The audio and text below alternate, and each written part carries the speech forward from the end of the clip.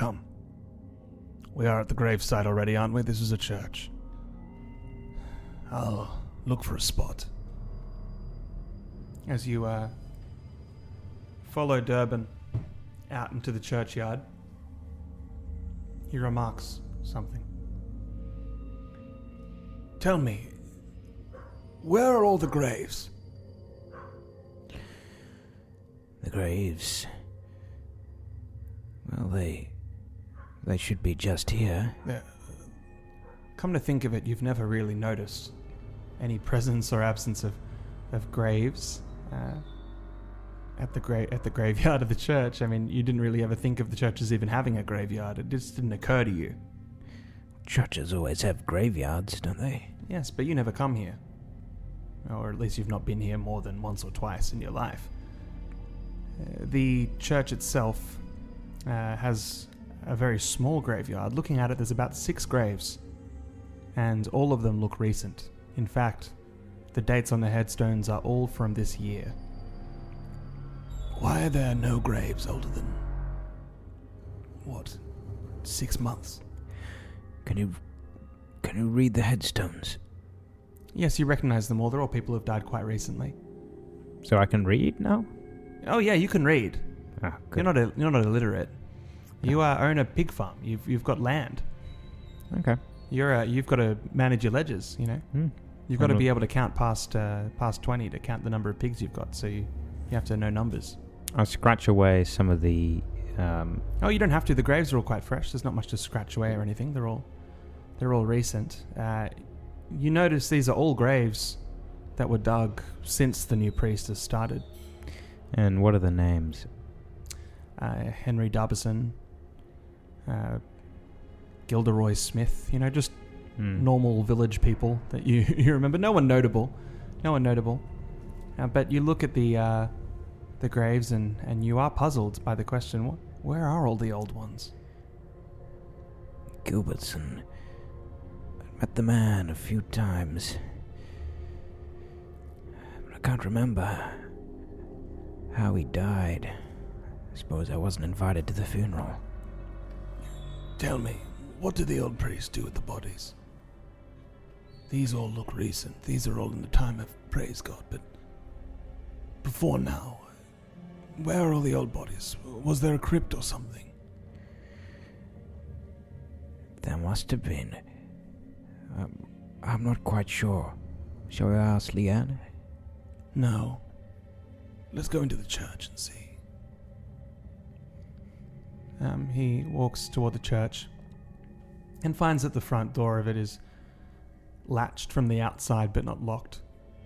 So he easily pushes it open and goes inside. It's very dark, cobwebby and musty inside. No one's been in for a few weeks.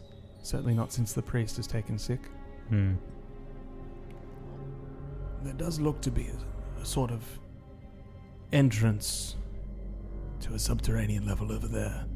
See, in the west wing. I see. Let's look. He walks down and you can see that there is an entrance to a catacomb. It has, an engraved skull and some,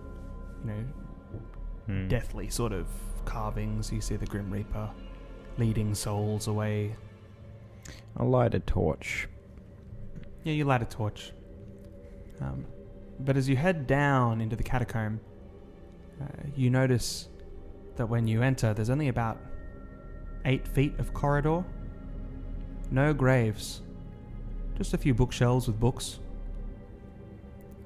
And no bodies. What kind of books are they? Mostly Latin texts that you can't read. There's nothing written in English here. And there doesn't seem to be any concealed corridors. You can do a spot hidden. Yeah, I might try that. 40. I think you probably, with a careful look, you can't see any concealed corridors, but you do notice that there is a loose tile on the ground. And when you lift it up, you find underneath that there is a book, sort of very old leather-bound folio lying under that tile, which looks much more ancient than any of the other books. I hold it to the torchlight and open it up. It's all in Latin. You can make out some of the letters. You do recognize the word Enoch. Ever heard of an Enoch, Durbin? Have I ever heard of Enoch? Like in the Bible? Have you not read the Bible? Well, no, it's in Latin, isn't it? No. You really are 300 years behind up here in the north. The Bible's been in English for quite some time, friend. Perhaps Praise God would have taught you that if he'd had the time. But no, I've not seen this book before. My Latin is embarrassingly out of touch. I'm sorry, I can barely make sense of this myself, but it seems to say the secret records, annals, the secret scrolls of Enoch. Enoch is a book of the Catholic Bible. Well, I don't suppose this is in any way related to our current investigation. This book looks as if it's been laying here for 1,000 years. Perhaps it's best just to put it back and forget about it. If you'd prefer, we could just leave it. Although, something about it, isn't there? Perhaps I'll take it. The book feels strangely warm to the touch, unlike everything else in the room. And as you take it and secret it in your coat, you feel strangely exhilarated by its presence. Almost like it's, a little bit exciting, or, almost a little bit adrenal, just having this book on you. You don't know why. But over the course of the next few hours, you dig a large grave plot for Praise God and bury him there in the churchyard. There are no headstones available, made up for him, of course. But there is a simple stone cross that was leaned down in the crypt when you were down there that looks like it was a part of some old masonry, and Use that. yeah, Durbin lays that over the grave. I want to go back in the house and see if I can find Leanne. You can't. You're not sure where she is. I look down the street. What time of day is it? It's twilight. I see a young beggar boy. Boy, have you seen Leanne around, old lady, white dress? I thought I saw her. She looked like she was walking off to the forest. The forest? Why would she be walking off to the forest at this hour? I have to go. It's getting late. Goodbye. The boy runs off. I turn back towards Durbin. Did you hear that? Hear what? Leanne's gone off to the forest. What business could she have in that forest? I have my suspicions about that old hag. But where to next? Well, there's something I want to ask you, Durbin. Earlier on, Praise God mentioned something about giants. Do you know anything about those old stories? Which old stories are you talking about? Stories of giants. What, like Jack and the Beanstalk? Surely you know it. Yes. Is there any truth to those old tales? There are giants in the Bible. Goliath, Og, king of Bashan, the Nephilim, the children of demons and women. That proves it, then. Proves what? You sound absurd. Did my daughter not tell you? No. Tell me what? She's seen a giant in her dreams. A madman's ravings and the dreams of a girl are hardly proof of anything. Well, that's all we've got. In any case, I think perhaps we should head back to yours. Or else the town. I see 2 courses of action. We could follow to the forest, and whatever dread peril awaits us there. Or inquire of this old priest, where he put the bodies. Someone in this town must know. Agreed. To the Grey Mare? Yes. He walks to the town, and as you travel, he's almost completely silent. Although you are again put off by the strange, shaking wooden box at his hip. Black Durban, old man. What on earth is inside that shaking box by your waist? If I told you that, well, I should have to burn you on a pyre. Good heavens.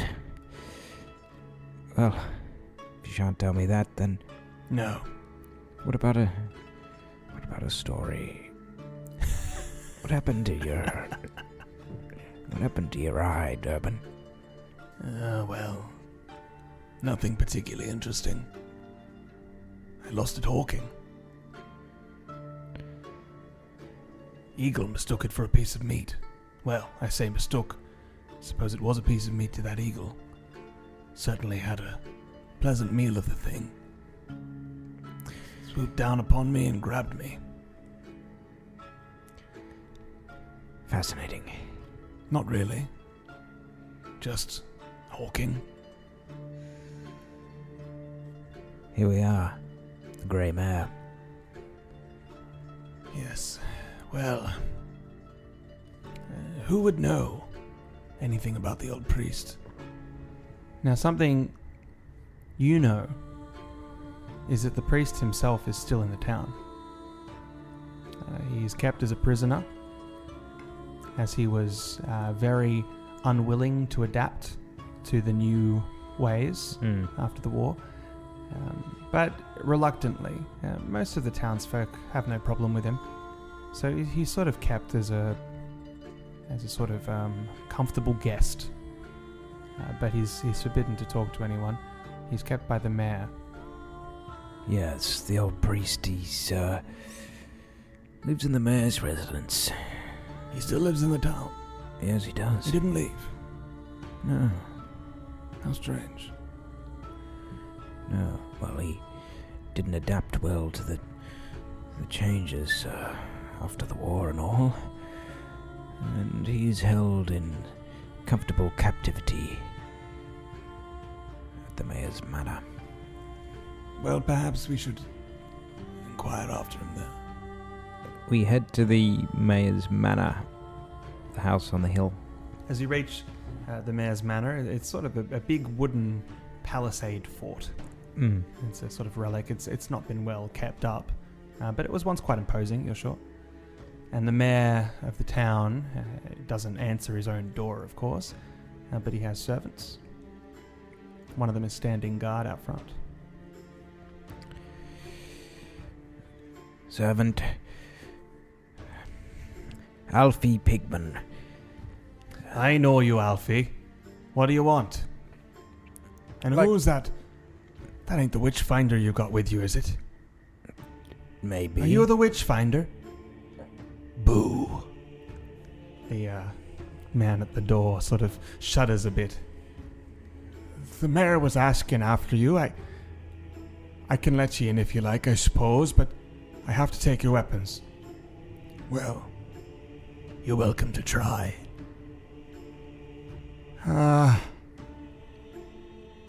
Please, sir.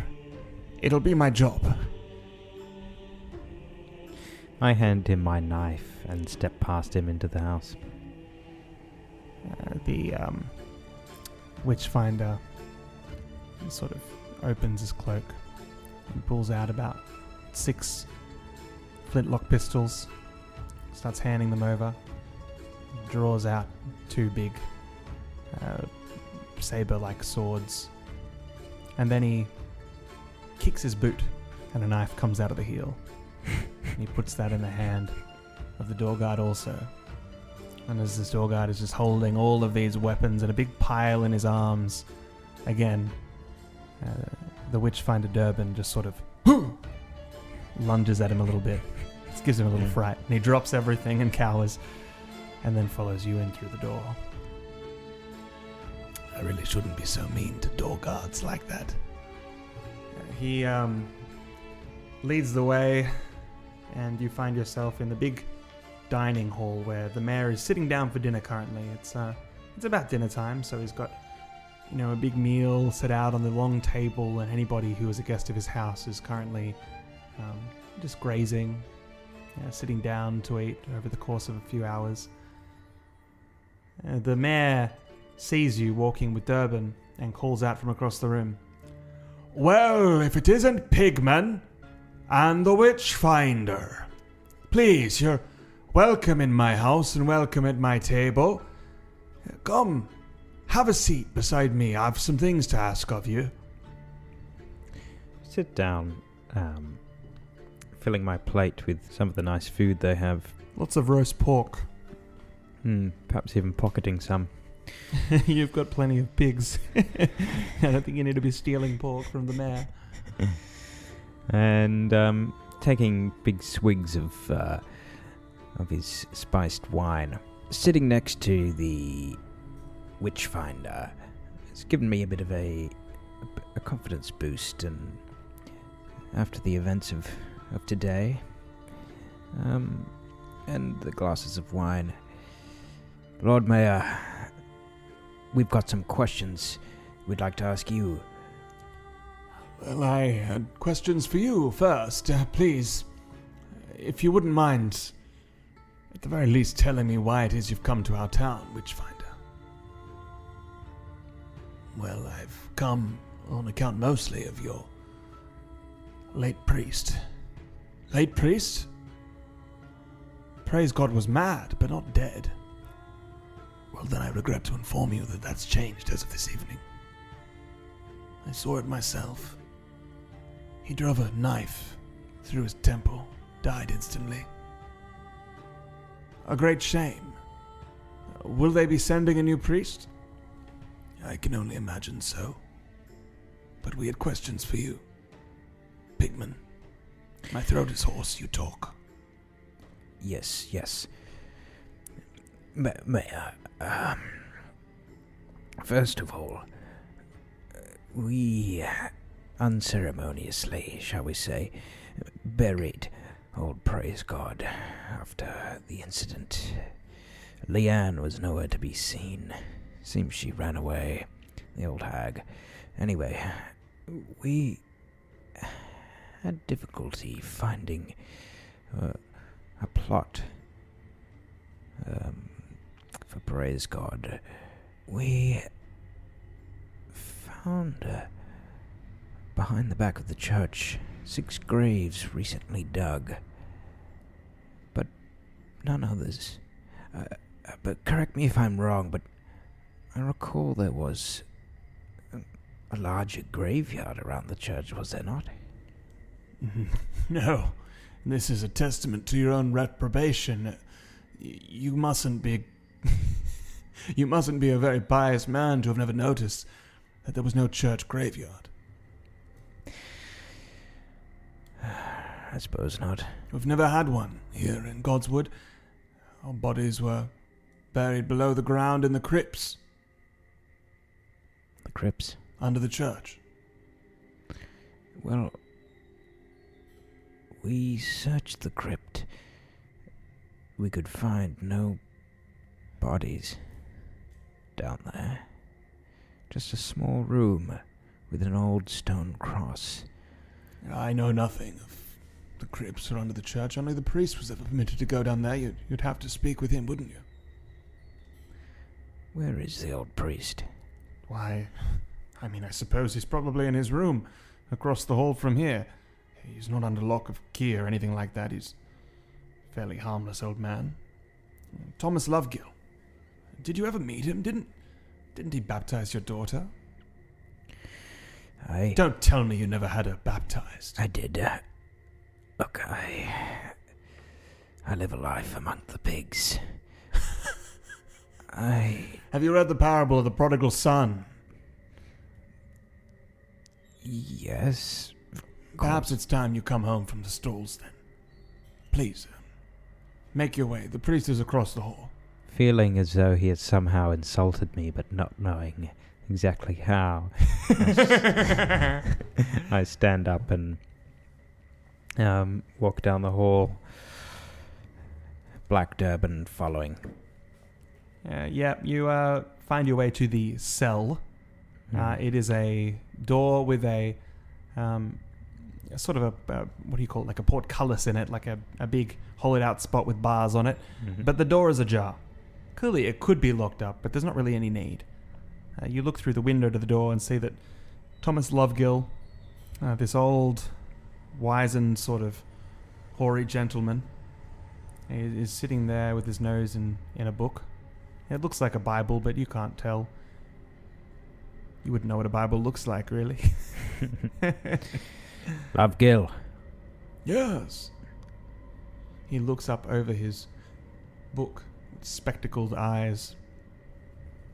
I'm sorry, do I know you? Perhaps not. Alfie Pigman. He baptized my daughter. Ah, yes. Yes. How is she? She's well. She was a sickly girl, if I remember. She was, but now she is strong and fit. Anyway,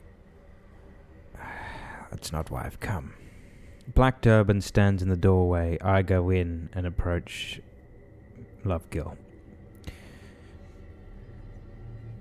I have questions regarding the burial of our villagers in the crypt below the church. Well, yes.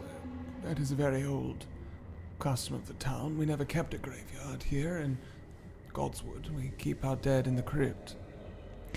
You see, I today went into the church for the first time in many years, and I thought it was closed. 'twas, but, well,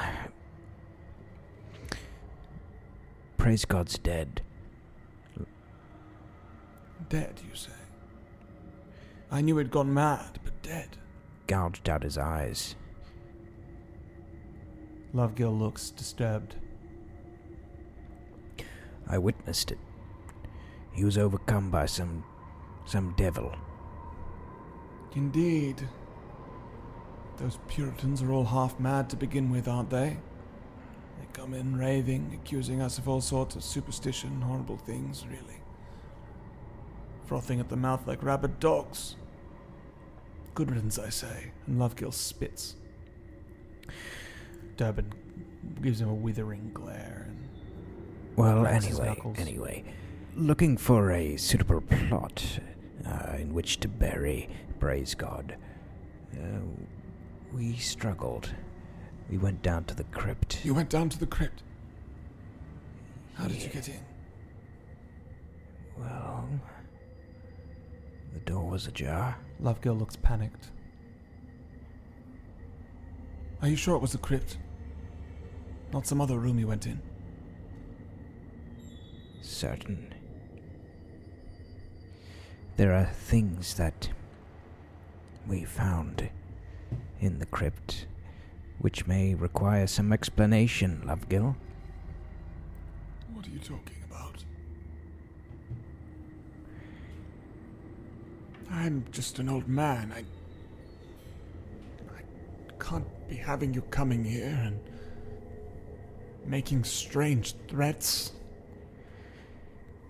Lock the door, Durban. I already have. Tell us about the book. What book are you talking about? I don't know any books. Where did the bodies go, Lovegill? They go in the crypt. I told you we put the bodies in the crypt. Tell us the truth, or you shall suffer the same fate as Praise God. I was only... I put the bodies in the... He begins to say it. He begins to say crypt when suddenly Durban swings his hand through the air and just backhands Lovegill across the face so hard that you worry it might break his neck. But as he goes down, he looks back up with a sort of bloodied mouth and...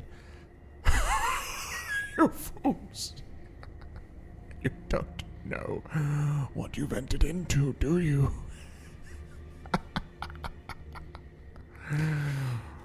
One by one, he will eat you. He will take you. He will grind you up and make you into bread.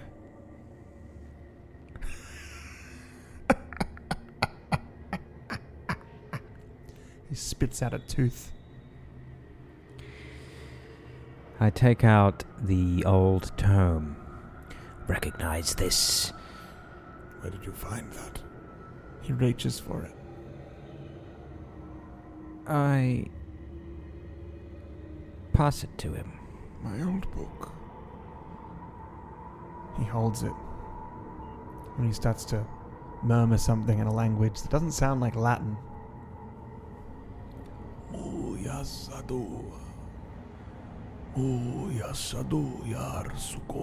I look at Durban.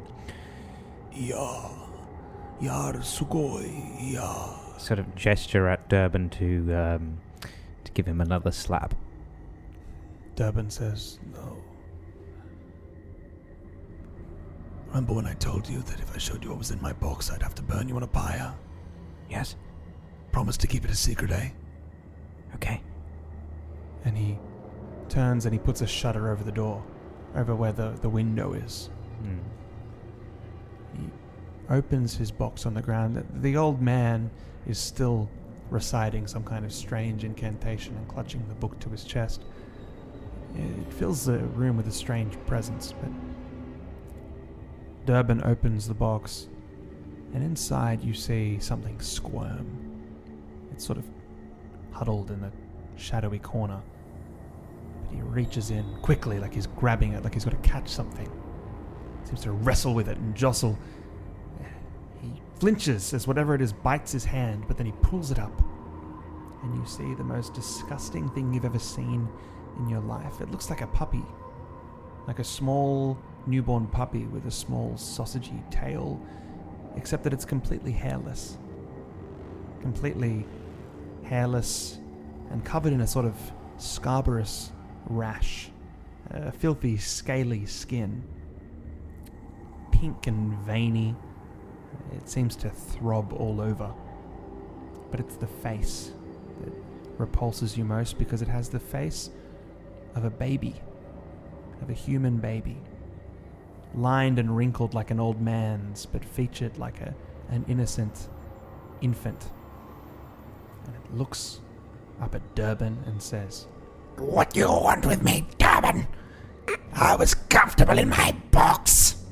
He says, "I'll put you back in a minute, Salty Philip. But I've got a job for you." "What is the job? You better have meat for me for this." God, I hate this guy. I stand there, petrified, staring at whatever that thing is. Salty Philip, meet my friend, Pigman. Pigman, Salty Philip. Hello. He looks like a nice snack. This terrible baby face on the body of a hairless dog licks its lips and winks at you. And Durban quickly slaps its face. Philip, I told you, he's a friend. Friends taste best. I'm not going to get you out of your box again for months if you muck this up. That's for the best. I like the dark. Very well. Now I need you to extract some information.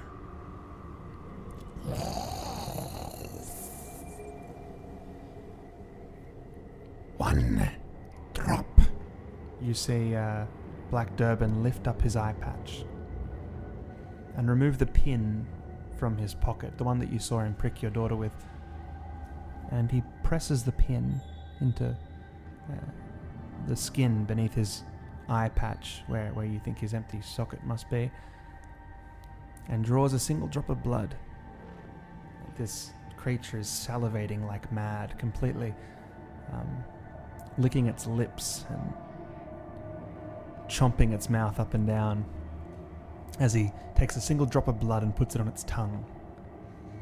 And as it does, it gulps loudly, and you can see just it throbs with this huge convulsion as it drinks the blood, and its eyes light up. Its pupils dilate. Very well, what will I do? The man here. Take from him everything he knows about giants. Yes. And then Durban sets down the creature. And as the old man clutches the book and chants, it skulks slowly across the floor, smiling, laughing, sort of maniacally.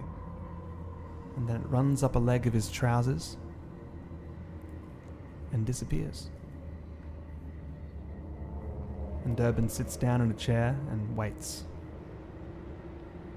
I stand shivering, basically just staring at the wall, trying not to look at Durban, trying not to look at Lovekill, trying not to understand what I've just seen. I stand and wait for Durban to pull me back. That's about the right response. He's a witch's familiar. There was a sorceress in Wales. Small town name of Dunwich. When I executed her, I burnt all her books, burnt all her familiars, but then, as we were combing through the last of her belongings, we found this one, Salty Philip, still alive. He was huddled in a corner of her house, eating a packet of biscuits.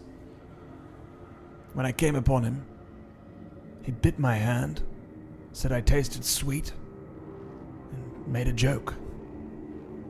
I hate to say it, but I laughed. Little bastard's been with me ever since.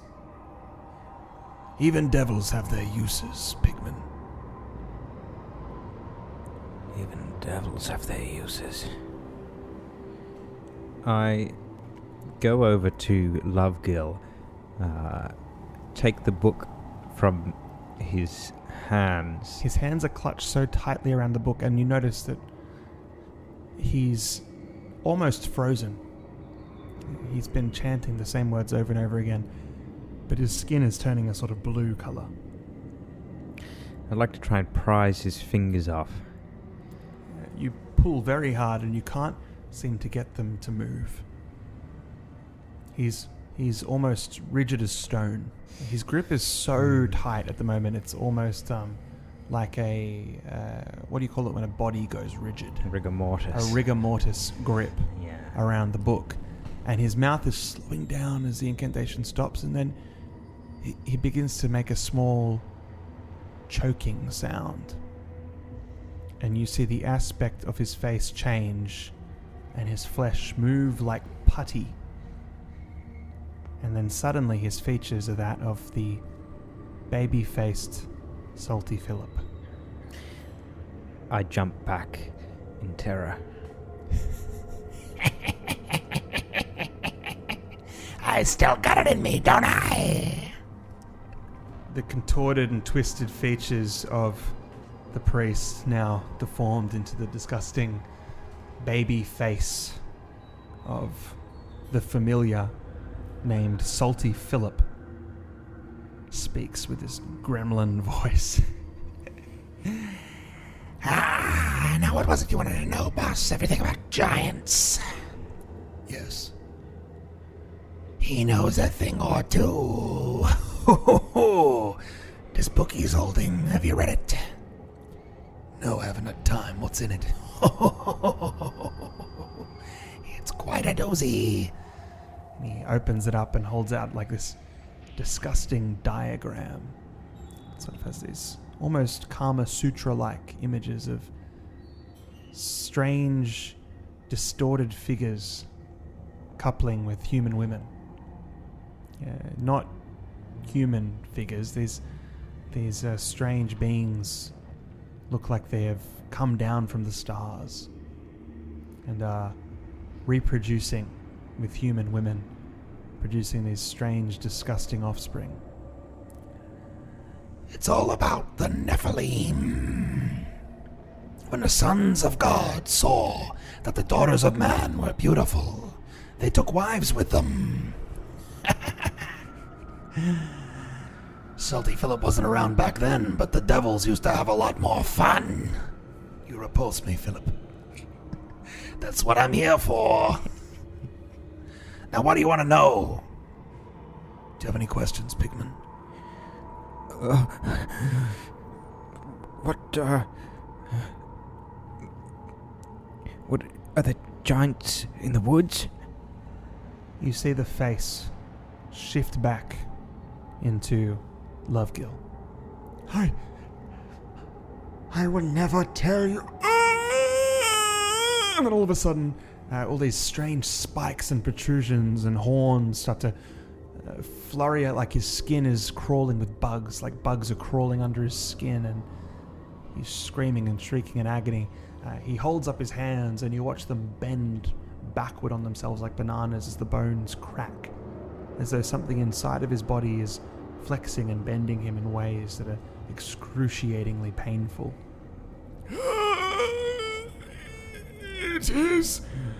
It is Yar Sagoy. The face shifts back into Salty Philip. I don't like the sound of this Yar Sagoy guy. Seems he's one of these Nephilim. Some old, half demon, half creature from above.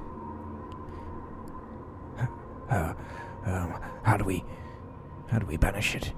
Banish? Banish it? Do you know how hard it is to banish a little guy like me?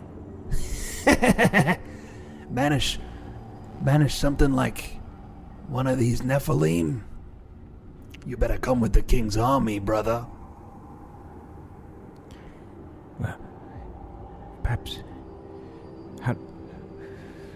How do we ensure our safety, my daughter? Your best bet, I reckon, is just to run away. Salty Philip, you know that's not what we do. We can't just run away. We have to do something for these people. Yeah.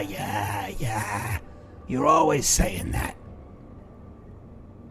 Fine. Listen, I reckon this guy's got maybe one more question in him before all of his nerves snap and his body crumbles to dust, so you best get asking.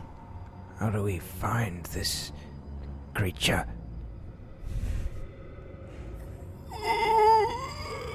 The face shifts back into Lovegill, and you see his eyes just terrified. You spare me and I'll take you to him. And the mouth of Salty Philip appears just sort of like a gash in his cheek, alongside his other mouth.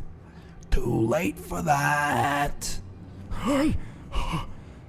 He will find you in time. The forest. He's in the forest.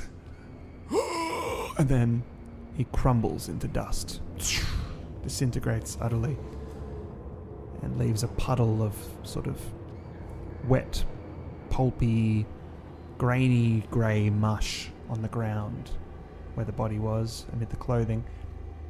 And Salty Philip, rat-like, a little hairless dog body with a baby face, scampers out of the mess and back into his box.